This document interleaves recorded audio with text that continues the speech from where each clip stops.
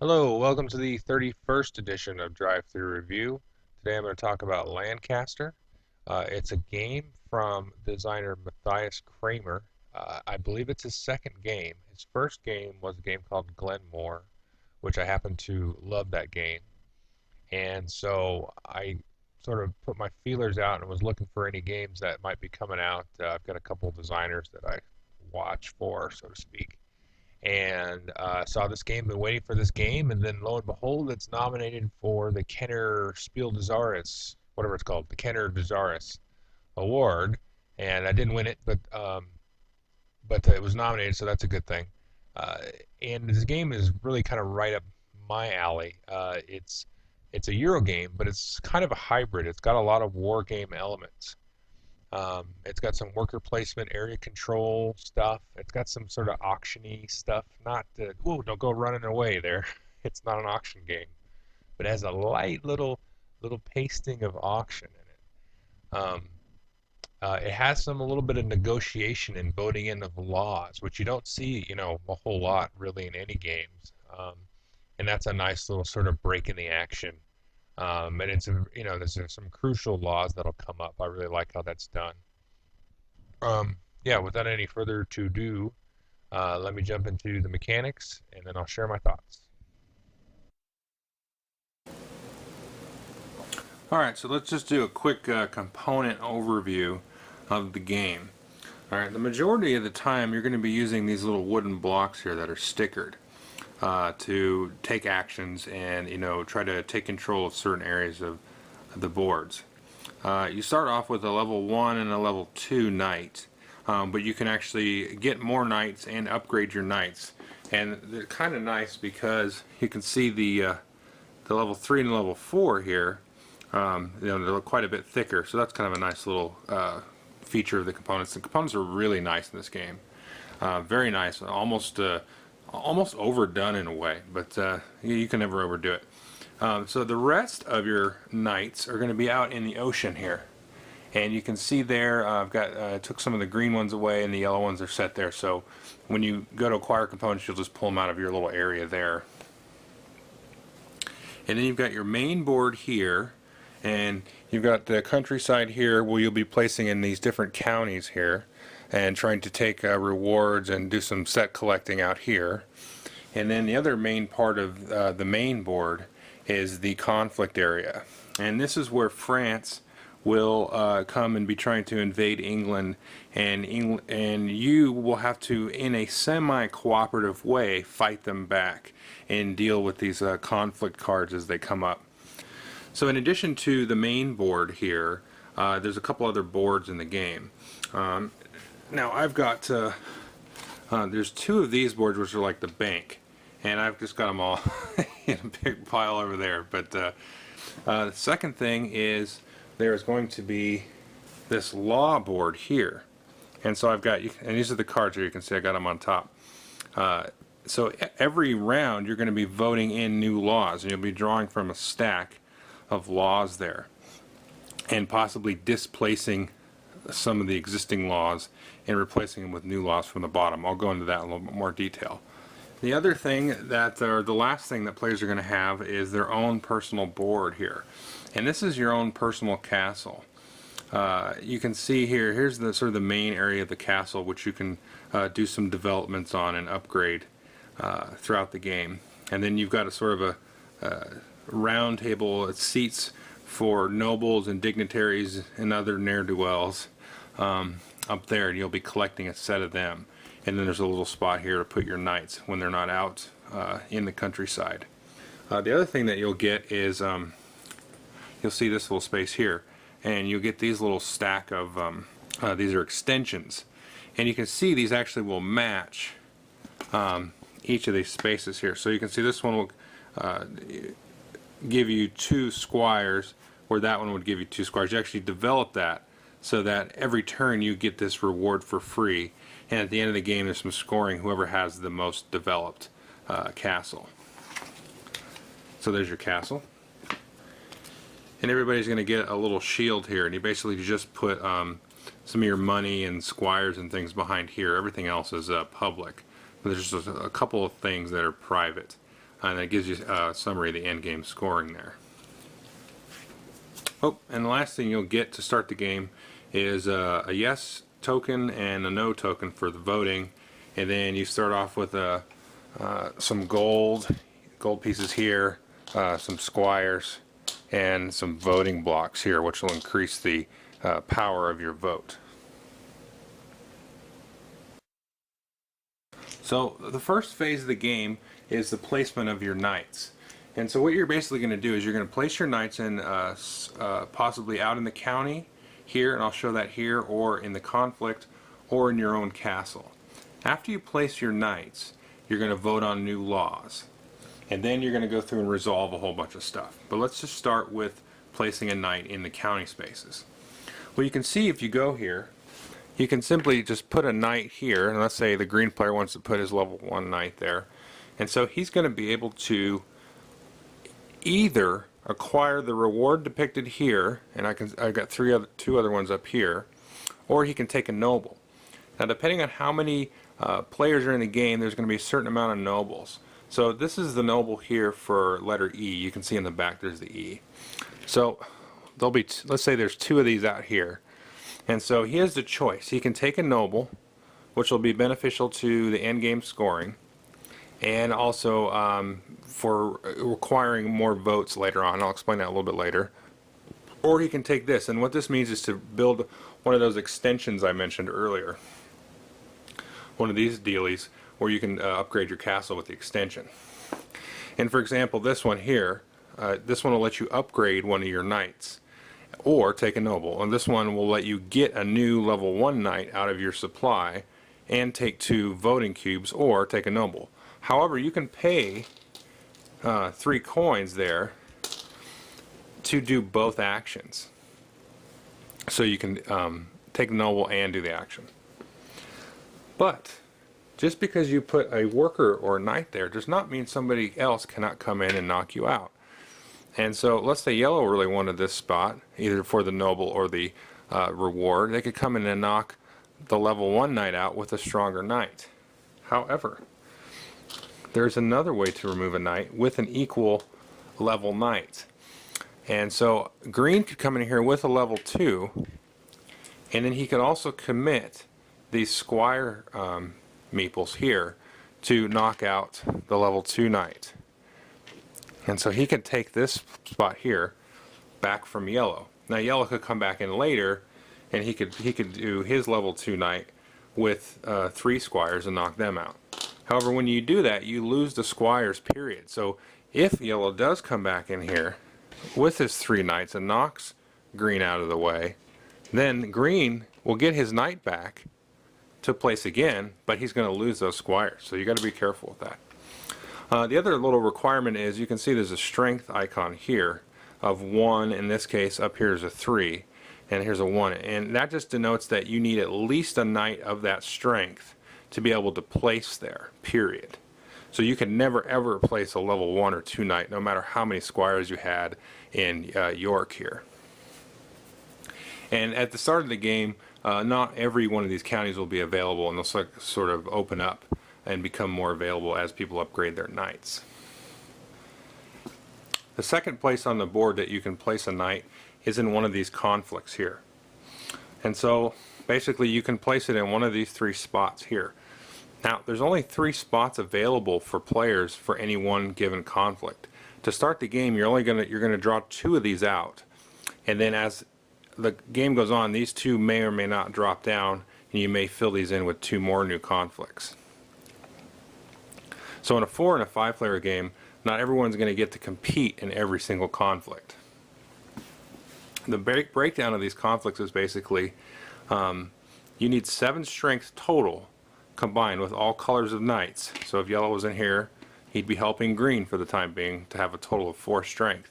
But they still need another 3 strength to defeat this particular army from France. Now it is possible for one of or either of these players to upgrade their strength. Now if you want to do that, let's say green had a level 4 knight, he could come in here and stack that one on top of his other knight for a total of 6. So now they've got 8, and they would defeat that.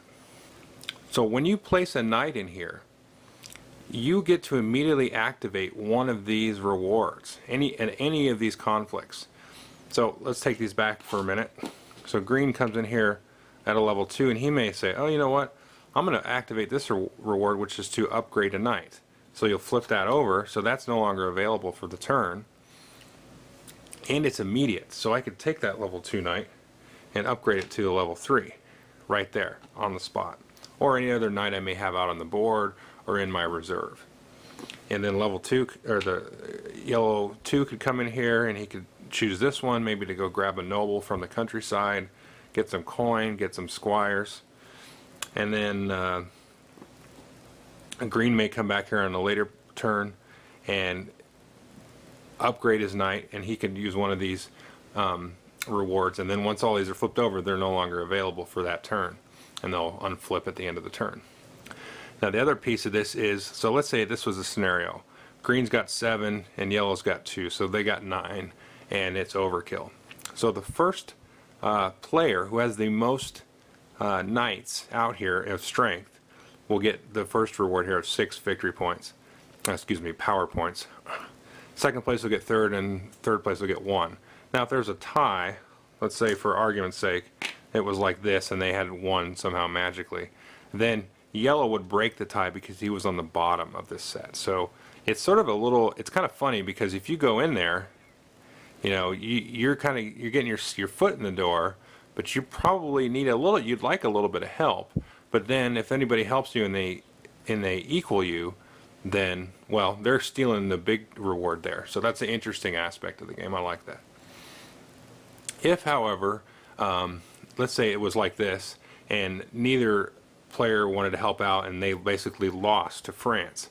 Well, what's going to happen is we basically, for all intents and purposes, gray out the first place marker, and whoever is in first place will get 3 points, and then second place will get 1 point. And then what's going to happen is this is going to move down. If it had been defeated, it had just gotten removed. This will move down. All the knights will move down with it, so they're tied up in this quagmire. You don't get your knights back, so you lose a knight for your next turn, which is that's a cool aspect. And then you can come in on the next turn and try to upgrade these knights or whatnot. Now, if you win again, if you win here, then it's the same as before. If you lose again, then he's going to drop off the board.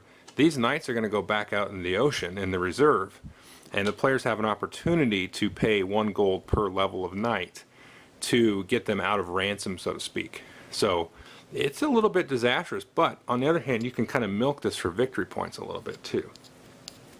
So that's the second area of the board.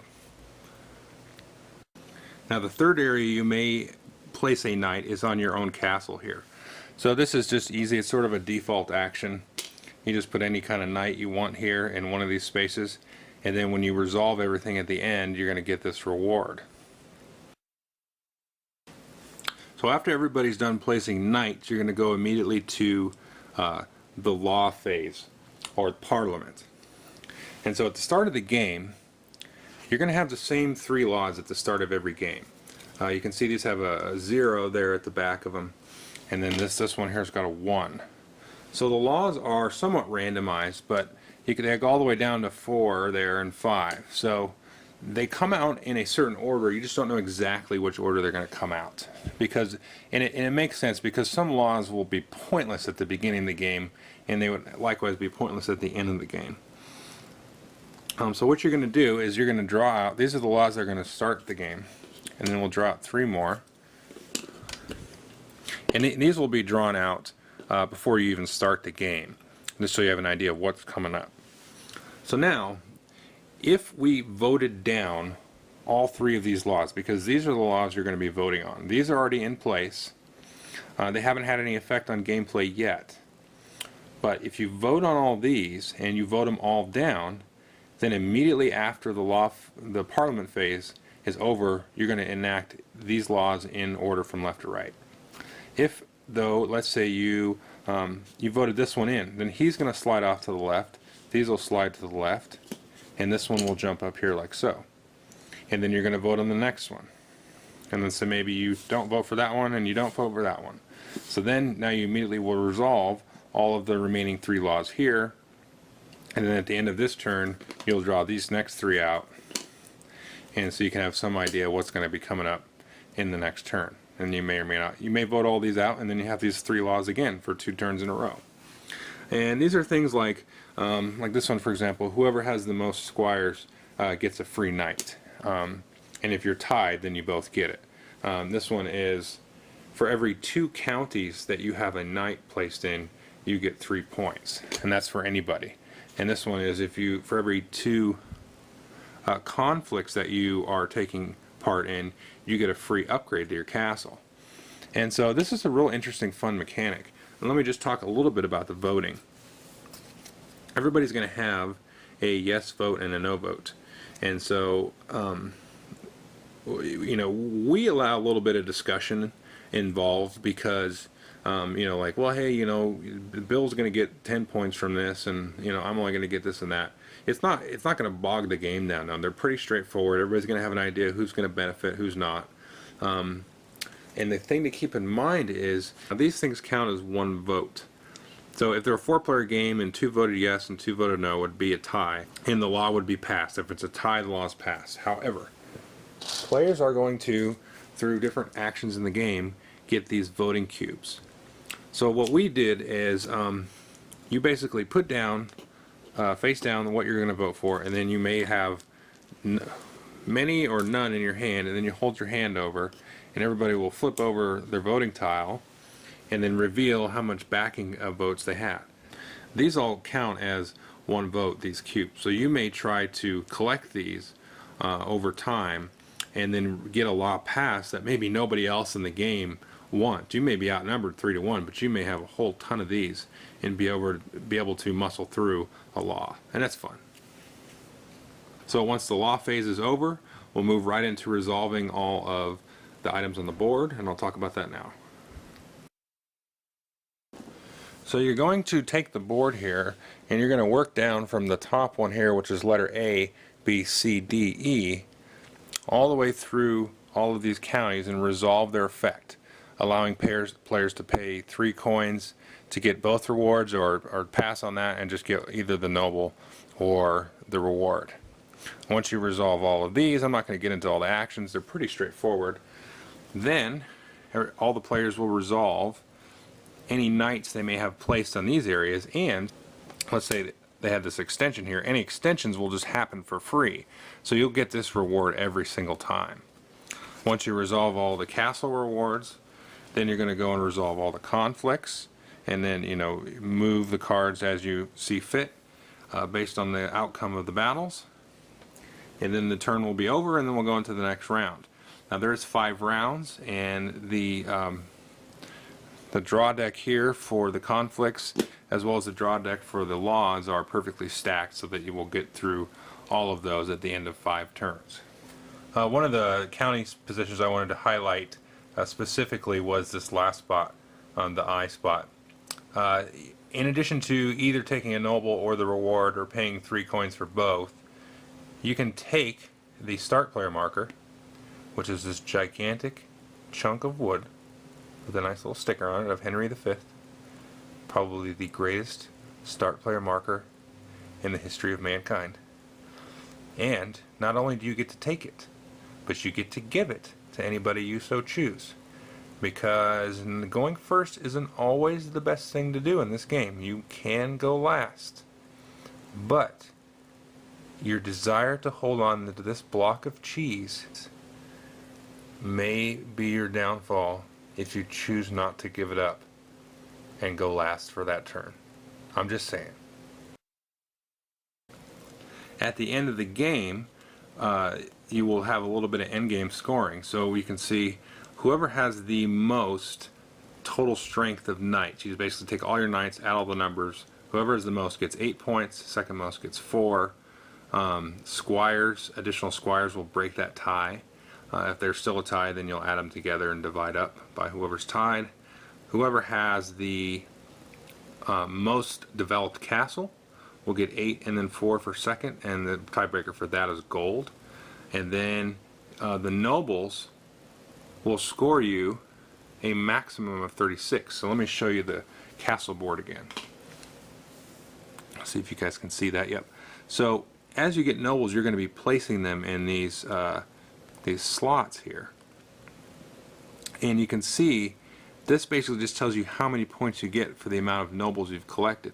Now, I failed to mention earlier, you have to collect different nobles. You can't collect all the same nobles.